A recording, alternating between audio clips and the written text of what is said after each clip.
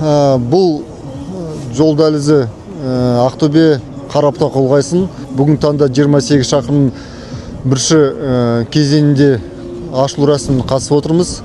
Жалпы жол 4 жолақ болады. Қазіргі таңда қалған нысандарда конкурс процедура өтіп жатыр.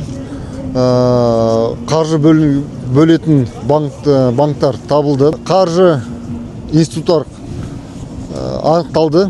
Қазіргі таңда конкурс процедуралары өтіп жатыр. Қатысушылардан 8 компания бар. Соның 8 компания арасынан қазір банкпен бірлесіп толық құжаттамаларын бәрін қарап жатырмыз.